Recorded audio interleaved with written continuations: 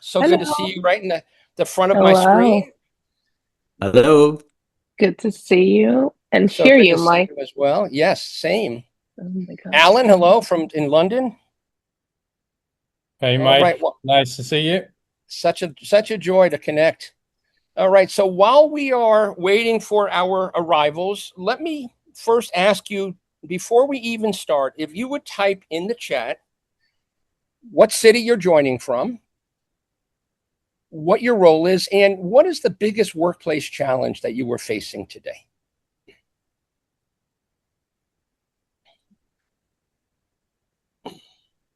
And while you're doing that, greetings from Boston, Massachusetts. I can't tell you how excited I am to have the opportunity to reconnect with many of my former students, but at the same time, to have a chance to interact with new ones and to share with you a system that I have been using personally over the last couple of years that have really helped me be much more productive. And what I'm hoping to do in the short 30 minutes that we have together is to teach you how to create your own personal weekly leadership operating system using artificial intelligence. I know it's worked for me, and I'm confident that it can work for you. Okay. And if you're willing to make this a 30-minute ritual first thing Monday morning, it's going to allow you to feel a lot more in control of your week, give you a lot more confidence, and a lot more peace of mind. So as I jump into the chat now to see, we've got people coming from all around the world, which is really exciting to see. And we've got people who are with the American Heart Association, and not everybody has shared their roles, but we'll get back into this as we get through the rest of the presentation. So Delaney, next slide, please. All right, so I currently have the great pleasure of teaching at many of the world's great universities. And a lot of the courses that I do teach are executive courses on AI. And I've been teaching AI courses around the world for the last on 5 continents for the last 3 years. Okay. And so one of the things that I have found as I have taught AI is I have been shocked at how little progress most of my students have made. They're still using AI for extremely basic use cases, totally underutilizing its power. And I want to just give you the opportunity to take this and create your own superpower with it. And so what we're going to do, Delaney, next slide, please, is I'm going to be sharing with you a lot of resources at the end of our workshop. But one of the resources I will be sharing with you is the link to the monthly newsletter that I write for the Harvard Business School AI Institute. And the intention is to really be on the front edge of what's happening with AI and to make sure that people in business understand how to apply it without hype. So these resources will be mailed to you along with the recording from today, likely sometime tomorrow. Next slide. Yeah, so keep going. All right, so, and I want to make sure that you understand that there will be an Ask Me Anything immediately following this session. So we're only booked for 30 minutes through Maven, but I'm going to keep the Zoom going and take at least 10 minutes, if not more, depending on the number of questions, to do my best to answer any questions you have around AI in general. Next slide. So let me provide a little bit of context. Just a few days ago, the Wall Street Journal ran a pretty significant article with the title, "These AI native companies have tiny staffs and fewer bosses." And in the subtitle, it asks the question, is this America's corporation's future? It is not its future, it is its present. We are already beginning to see a significant impact in the corporate world. Next slide. So about 11% of Americans are on GLP drugs today, trying to slim down.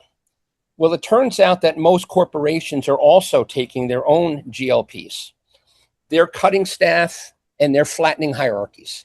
And so they're literally answering the siren song, the holy grail of we can scale the business without scaling headcount.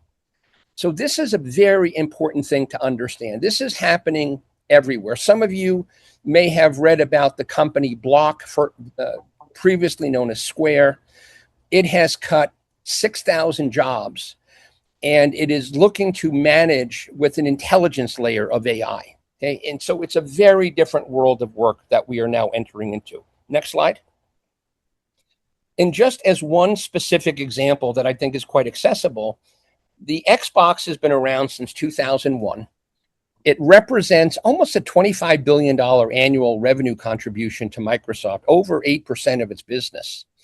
And they just announced their own GLP program, and that is they're cutting 3,200 jobs, and they're collapsing their hierarchy from 14 to 3 to 5 levels of management. Okay, so the important point I want to emphasize here is whether you're coming into this lightning lesson because you're looking to step into the next leadership role, or you're coming into this lightning lesson because you're seeing what's happening all around you in your workplace, in the workplace of your colleagues and family members. Next slide, please. Either way, it is important that you make yourself indispensable. This is an absolute goal that each of you should have if you are working in a large environment or even working in a startup. And I can tell you that a very good friend of mine is running a 32-person AI startup today. And he is literally managing all 32 employees using agents. Okay, so he's got some player coaches on his team. But everybody on that team is someone who needs to be viewed as indispensable. Now we're going to jump into the actual program itself, right? So we're going to talk a lot about preparation.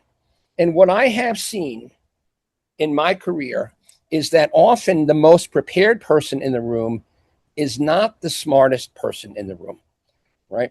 It doesn't mean it's mutually exclusive, but it's very rare that I've seen that. And the people that are the most prepared run a system. It's not an inherent trait. It's not their IQ. It's a learned and practiced behavior. So I'm going to ask you one more time in the chat, what is one meeting that you have next week that you feel the least prepared for, that you feel the most anxious about? Just 2 or 3 words. Is it a board update? Is it a one-on-one with your boss? Is it a QBR, a sales pipeline review? What is it today that you're starting to sweat about, even though the meeting is not till next week? Next slide. And so I want to draw the analogy between a chatbot and an operating system, a personal operating system, to either a gym membership or having a personal trainer and running a training program. The gym membership, like the chatbot, right? You have access to it, but there's no plan. You interact with it in an ad hoc way. It is generic. It's not been fine-tuned or it's not been trained to serve your needs. And 6 months on, you're probably looking pretty much the same as you did when you started the membership. Not a whole lot has changed. The training program is much more like the leadership operating system that we're going to describe in detail. Okay. You have a plan, you have goals, you have a weekly rhythm. Okay. It's running on a schedule. It's not running on willpower. And it is built around your own specific goals, your own way of doing business, your company's culture, etc. And it is transformative. And I can tell you personally that it has been transformative for me. Next slide. So when we talk about preparation, this is not a new concept. We go back to the great Roman Stoic philosopher Seneca and a quote that I'm sure many of you have heard before: luck is what happens when preparation meets opportunity. And if we are looking to be elevated into the leadership ranks, okay, that's exactly what we need to be able to make happen. If we are looking to be considered indispensable in an organization that is downsizing and eliminating layers of management, we need to be able to be prepared and become indispensable. Next slide. Okay. So the dirty secret is that output gets you kept. Okay. It gives you the ability to potentially keep your job. And I say potentially because in this day and age, that is not necessarily true. I've seen a lot of things on sites like Team Blind that say, even though I had a very strong performance review, I still got laid off. So you want to give yourself every edge you can. And so we're going to now talk about 3 different ways of preparing for your week. The first is, how do you prepare for each and every one-on-one that you plan on having? How do you get ahead of every risk and anticipate that risk before it becomes a bonfire? And how do you ensure that you are reliable on every deliverable, on every loop? Next slide, please. Okay, so here is the ritual. Here is the operating system. Every Monday morning, first thing when you get to the office, first 30 minutes, you're going to create what is called a prep engine. And the prep engine is going to allow you to look into your calendar and provide you with insights into each and every meeting that you're about to have, so that you are prepared for the meeting and you anticipate what is going to be discussed in that meeting, and you make those one-on-one meetings way more productive than they've ever been. There was a very interesting column in the New York Times this Sunday about the perspective of a manager who finds one-on-one meetings to be insanely unproductive. And that's because he was walking into these meetings basically passively, waiting to be entertained, waiting to be, told what's going on, but having no plan at all walking into these meetings. That's not leadership. The second engine is a risk radar, right? How can we anticipate what is most likely to blindside us over the next couple of weeks? Well, it's still relatively easy to fix. And then the final engine is what we call the follow-through loop. We track every commitment, the commitments that we've made to others and that others have made to us, and they are flagged. And if they are not moving according to schedule, they are nudged so that nothing drops. Okay, so next slide, please. Okay, and so this series of engines generates a level of intelligence that you can use immediately on Monday morning and bring into your entire work week with you. Next slide. Okay, so now let's start with the ritual itself. I'm sure a lot of you have heard the phrase context engineering. Okay, we need to provide context to the large language model so that it's able to deliver to us a much more relevant and much more accurate set of answers and insights. So our protagonist for today's discussion is the Vice President of Operations of a mid-market B2B logistics and fulfillment company. His name is Jordan. And as you can see, he is part of a 450-person company generating about $140 million in revenue. He has 4 direct reports. And Jordan has, and this is all for illustrative purposes, he has connected his calendar directly to the large language model that he uses. And I would recommend Claude or ChatGPT without question. Okay, although I know some of you are Google Workspace accounts or Microsoft accounts, we can get into that in the AMA. Okay, he enters in recent conversation notes that have been taken either with Microsoft Teams or Granola or Fathom or however he captures notes, Claude. And he's got all of this context and then his open commitments. And so now that he's created this context, next slide, please. The next thing he's going to do is he's going to run the first engine. This is the prep engine. And all of these different prompts that you see will also be included in the resources that I send to you. So they'll all be copy and paste, instantly able to use these as soon as you get them. So here is his prompting. Here is next week's calendar. And from my notes in my recent conversations, for every one-on-one that I'm going to have, what is this person most likely to be worried about right now? Where am I most likely to be surprised? What is the one question that would make this the most useful 30 minutes of their week, and ideally of your week?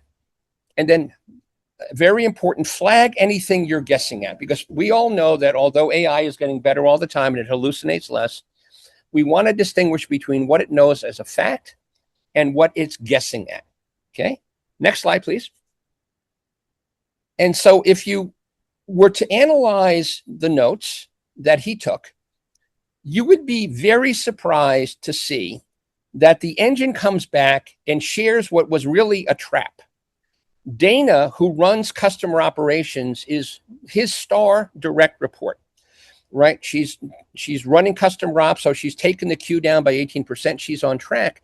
And you might walk in not being able to read the room. You might walk in saying, you know what, I don't really understand some of the subtle things that are important to Dana. I've been too busy. I've been multitasking. I've been distracted. I've got so many other things on my mind. But what he would have missed is that Dana had shared with him that her top performer, Alex, has had to work 3 straight weekends backfilling an open rec. Okay. The second thing that he would have missed is that Dana herself, just like many of you in the session today, is missing a discussion that she's wanted to have about her own growth and promotion. So rather than Jordan walking into this meeting, giving her a high five and saying, "You're doing an awesome job," which would have really created an awkward relationship experience. Instead, he knows that he needs to walk into this meeting and ask her, "I feel your pain. What do we need to do together to change your situation, to make your situation sustainable and positive, not just for you, your team, and certainly for Alex."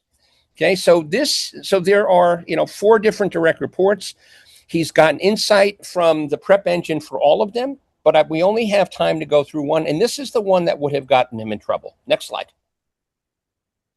So what this basically did is it found the question you likely would have never thought to ask, because the superpower that AI gives us is, we don't have a brain that can hold every note, understand every meeting agenda, open every thread, but it can, and it can do it in seconds. And so it gives you an amazing ability to be in control of your week. Okay. Next slide, please. All right, now we're going to run the risk radar.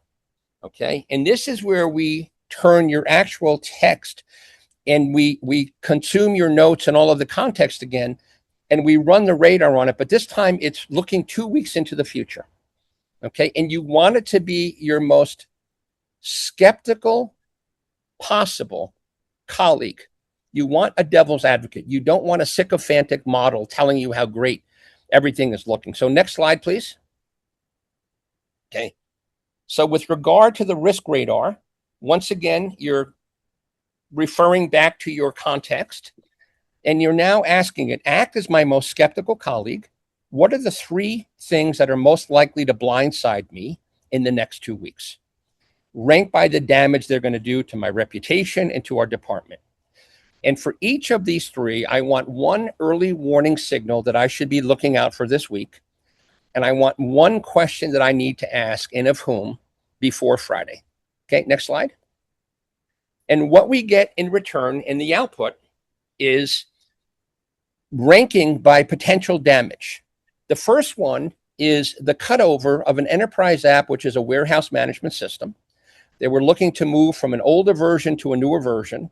And it turns out that is slipping, and it's slipping very seriously, right?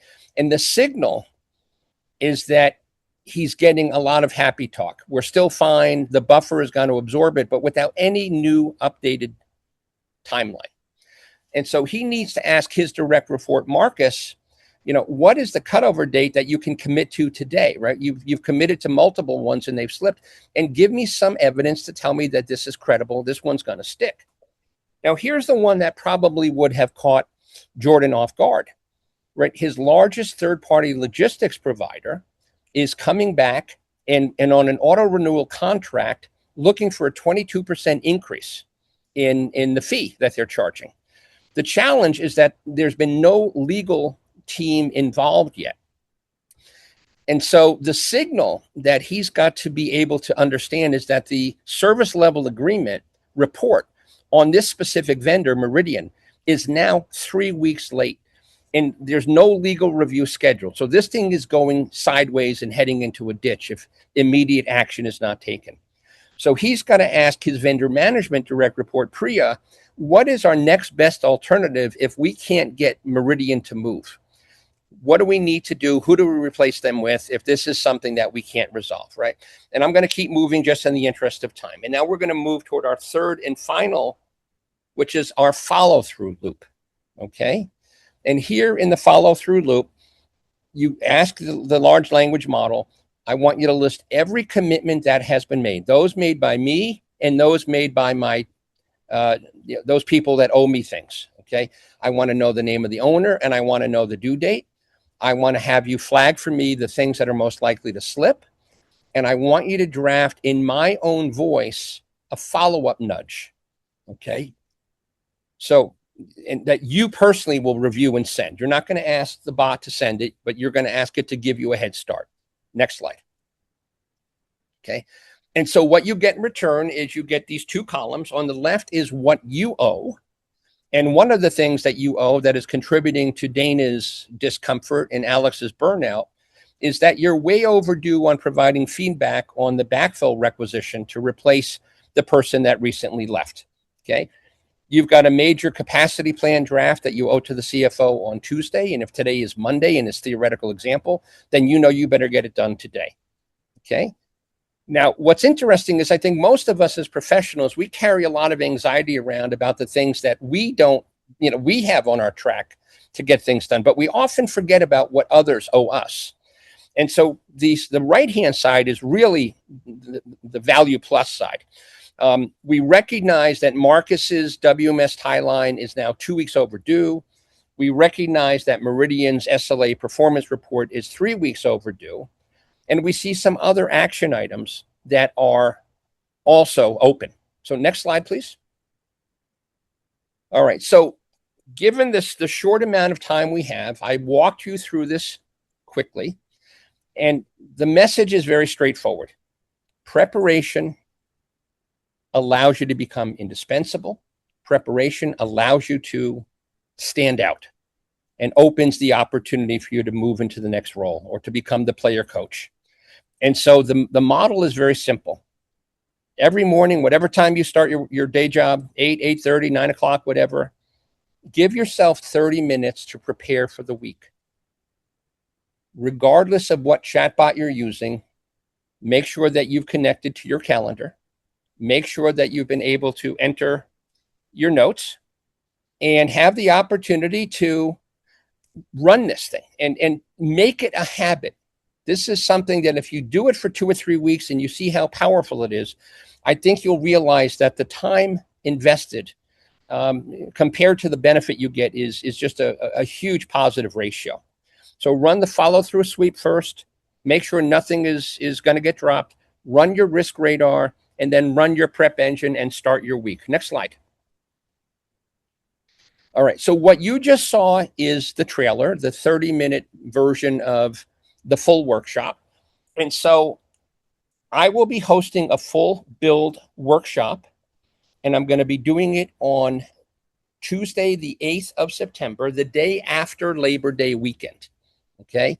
I know that the Labor Day weekend is often a time when we start to buckle down again and, the summer is over and we've had our last big holiday weekend and it's time to really dive in. So I thought it would be a great time to run this as a full build workshop, right? And everything will be done with your calendar, with your notes, with your context on whatever chatbot you're using, whatever environment that you're in, whatever harnesses you're using.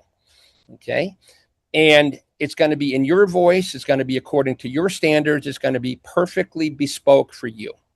And we will do it in a way that will be very interactive. I'm keeping it to a very small cohort. We had almost 450 people sign up for this event today. And I've learned through our discussions here that we've hit capacity on Zoom. So we're going to try to do this in a much more curated way. Next slide, please. All right. And so this will be done. I'm keeping it to 25 seats so that I can work with each and every one of the people that participates. And it's going to be $150 off with the code LEADEROS for those of you in the room today. Next slide, please. All right. So what you're going to get in the next day is an email. All of the copy and paste engine prompts are going to be shared with you. The full recording of what we have discussed today, and a workshop link plus the code for $150 off of the workshop session. Next slide, please.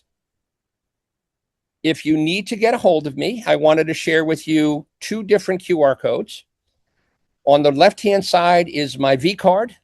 And if you want to connect with me on LinkedIn, just put in the note, attended your Maven Lightning lesson, so that I know that we had the opportunity to have you in the classroom today, so I will accept your invitation to connect. I'm constantly sharing my thoughts on what's happening in the world of AI on LinkedIn. So connect with me and you'll get a lot of daily updates on what's going on. And then if you want to connect to my own Maven course page, you've got my QR code on the right. So with that, I promised you that we would do this in 30 minutes. We've done it in about 25. Next slide, please. So now what I want to do is I wanted to open up for questions. And please raise your hand if you have a question, and I'd be happy to do whatever I can to help you answer your questions. And all questions are good questions. Mario, my man. Hi, Professor. How are you? It's good. You're up in Vancouver, Canada, Yeah. one of the most beautiful cities in North America. Great to see you. Yeah, thanks for the talk. This is impressive. Thank you so much. Is this like is this chatbot that you're talking about? Is that any chatbot that we connect to our calendar, or is this like an OS platform that No. it encompasses? It's any chatbot. Again, some organizations are very Microsoft centric, so you're going to be using Microsoft Copilot and Copilot 365, and you're going to connect to Outlook. Some are very Google Workspace centric, and they're going to use Gemini to connect to Google Calendar. But in general, the ones that are the most flexible are either Claude or ChatGPT. And with Claude, from what I have gathered from their help pages as late as last night, even the free version of Claude allows you to connect to your Google Calendar. ChatGPT, you've got to have one of the paid versions, even the lowest paid version, which is the Plus account, which is a $20 a month account right now. But it's whatever chatbot you run personally, whether at home or in the workplace. Thank you. Yeah.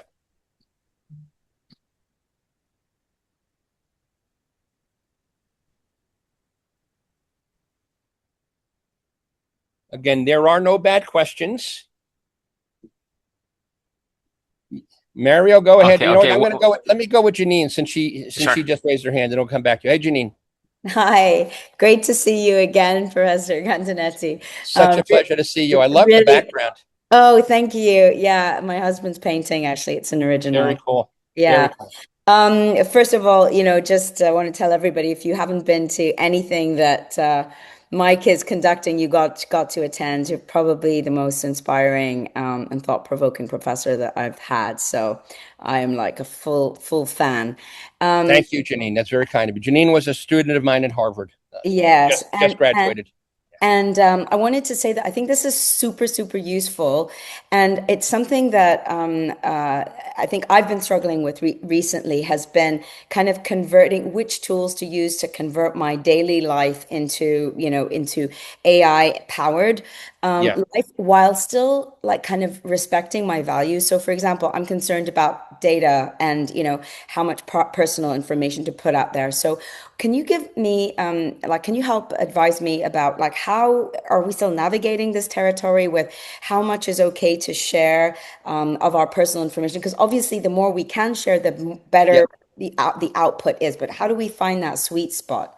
Yeah, and it's exactly, the word find is exactly the right word, Janine, right? The word find is you first of all, you need to be very clear about what you would never accept to be damage done, right? But what I will tell you is that, for example, I use Claude most of the time, and I have not allowed Claude to make any decision on its own. Every time it looks to change something or go into my calendar or go into my Google Drive or access my notes, it asks me permission. So I have it on a fairly short leash right now. Right. And so because I have it on a short leash, I'm not going to wake up in the morning and see my emails wiped out. Okay. I give it one command at a time, one allowance at a time. Now, there are a lot of people that are a lot more willing to sort of just completely trust. Google just came out with something called Gemini Spark, which is the first sort of mainstream 24/7 always on agent. And we've seen some horror stories of people that were too trusting. But I would say if you're working right now with either, the two harnesses that I strongly prefer, one is Anthropic's Claude Cowork, and the other is OpenAI's, what they just rebranded, ChatGPT Work. In both instances, they ask me permission before they take any significant action on my part. And I've not had a single issue in the 6 months that I've been using both of these. And I'm on these tools all day, every day. Thank you. All right, thank you. So I've got Hannah and then Amadou. Hannah, you're muted, hon. Hello, And Mike. Hannah, are you in Dubai today? I'm in Switzerland now. At Switzerland, okay. Yeah, much nicer this time of year, huh? Yeah. Yes, it's very nice. Yeah. Thank you very much, Mike, for this. Really, it's very important, to prepare and to start your week, with such a fresh, plan. I totally agree with you on, like how you structured this really beautifully. And I totally agree with you about the preview, that there is always a human to just verify at the last step to make sure that everything is done as your wish. But do you think in the near future will be like a super agent, which can do on my behalf the last step preview? Yeah, Hannah, I think there are already agents, right? I mean, there's companies on the frontier that are, that have woven agents into every element of their business. And there are certainly what I would call low stakes kinds of tasks where if you've sandboxed the agent and you've watched it perform over time and you've steered it and you've corrected it, there are agents today that can deliver what I would consider to be a highly reliable output. But it kind of goes back to Janine's question, right? We don't trust automatically. We give it time to prove itself to us, right? Yeah. We watch it demonstrate its capabilities. And if we've watched it over a few weeks and it looks like it's consistently accurate, then maybe that's something that we can delegate to an agent. Maybe that's something that we no longer have to be concerned about. And I think we're going to get, more and more of those kinds of outcomes are going to happen over time. Maybe it's like exactly like how we put new employee on probation, like training. Exactly. And we can rely on. Okay. Exactly the same analogy. I think it's a perfect analogy. Yeah. Yes. Thank you, All Mike. right. Thank you so much, Hannah. And I've got Amadou and then Terrence. Amadou, hello. Hi, Professor Mike. It's really nice to see you again. Same here. Where are you today, Amadou? Where are you calling in from? I'm calling from Lome, Togo. God bless, my friend. West Africa. Yeah. Yes. It's really to testify that I was part of your Transformative Leadership in Disruptive Times Certificate Program Advisory Council member. Yeah. So really that program course and session that I had with you kind of prepared me because I went through the shutdown of USAID and everything that is going underway right now. That's kind of really better prepared me. I'm so glad to hear that because you're doing very important work.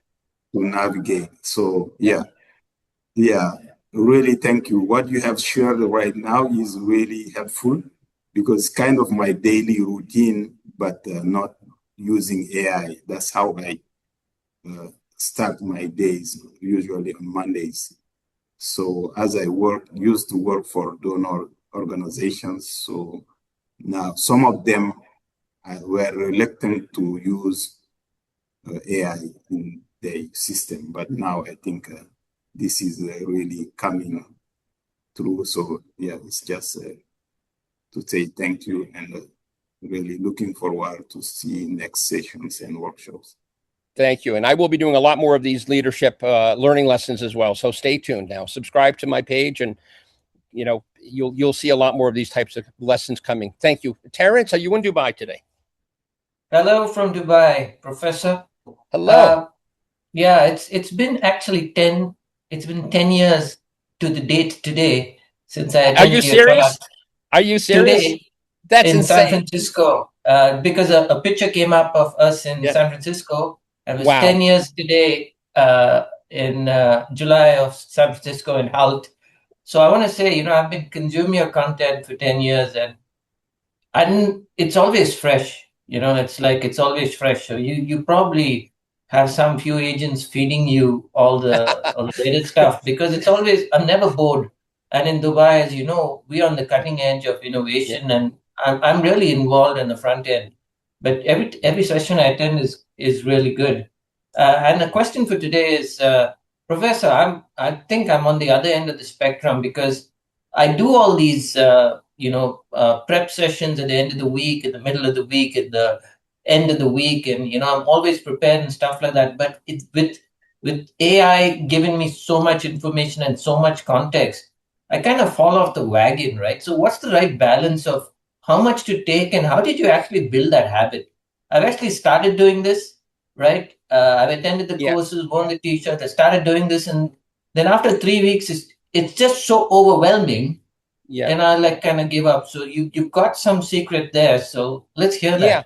And Terrence, I mean, as you know about me, right? I have this portfolio career. I teach at many institutions. I give talks. I advise. I do board work.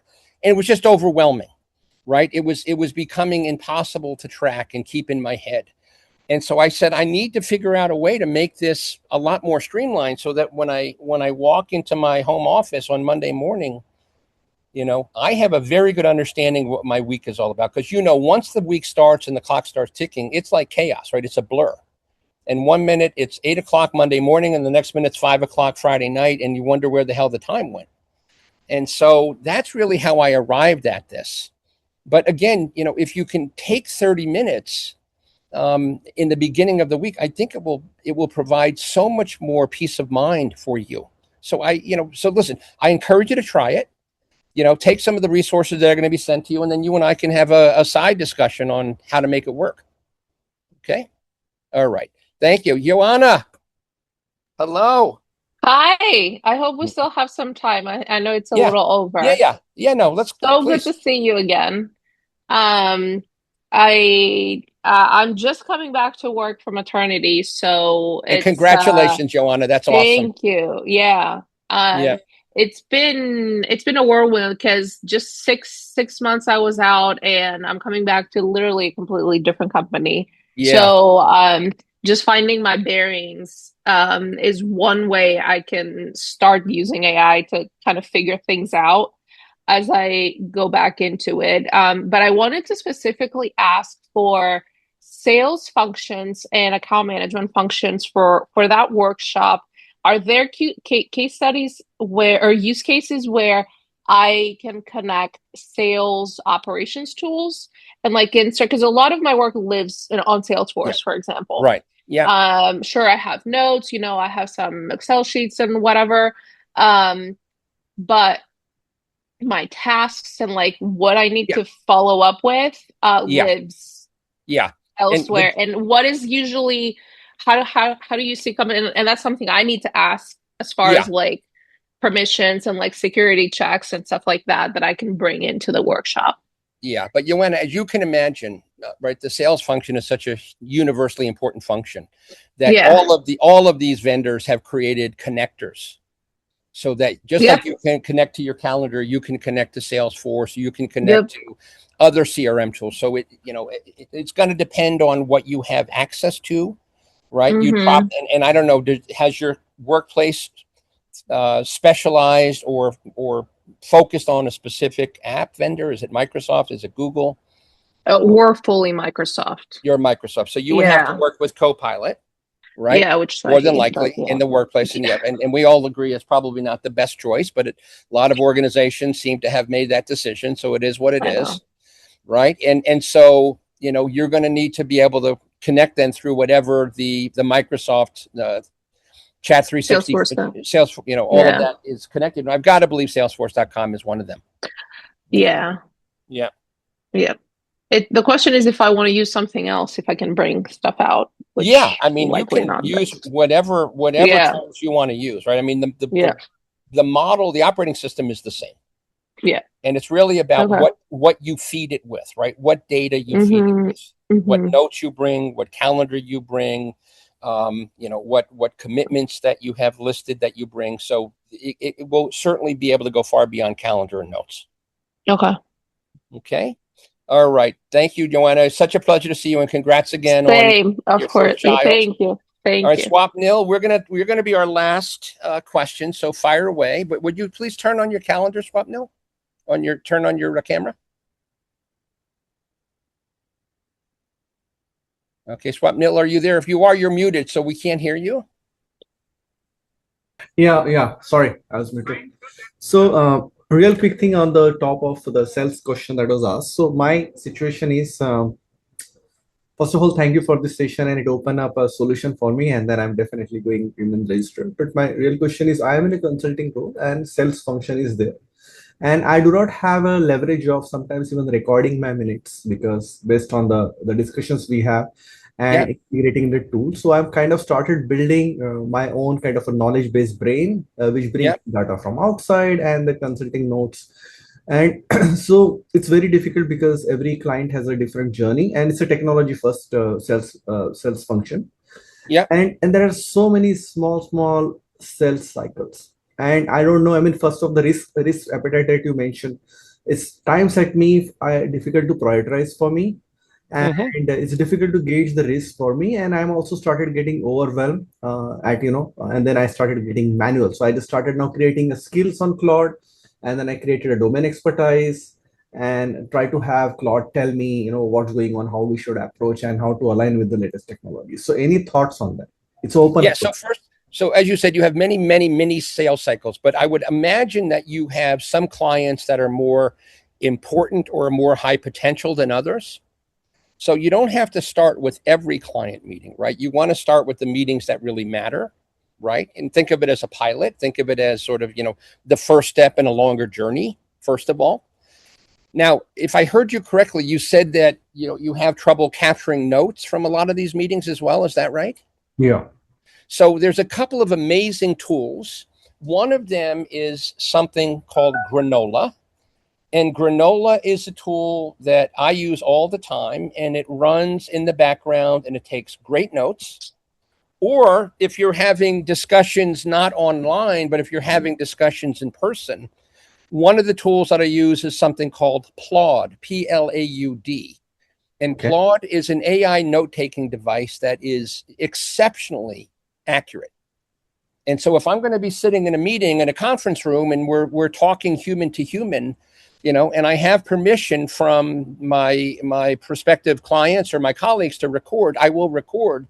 And then I can upload the notes from that meeting directly to my Claude cloud. And that has completely changed the way that I think about meetings. I no longer have to be putting my head down and writing down notes and then trying to read what I've written. It's made my productivity coming out of meetings infinitely higher. So those are a couple of things that I would share with you just as a starting point. Okay? Thank you.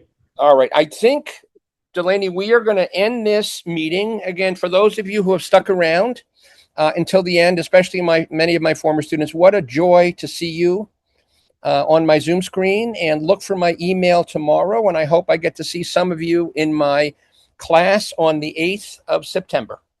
Have a great rest of the day and a great rest of the week. Take care. Mike.